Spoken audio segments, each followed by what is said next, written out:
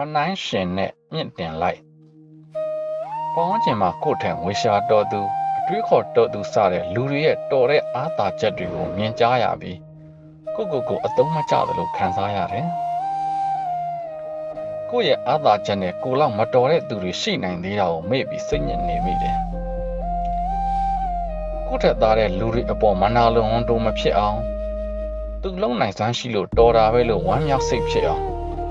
သူတို့တွေတော်လိုက်တာလို့ဂုဏ်ပြုနိုင်အောင်တတိထားလိုက်တယ်ဒါဟာ positive mind ဖြစ်အောင်လုပ်ယူလိုက်တာပဲ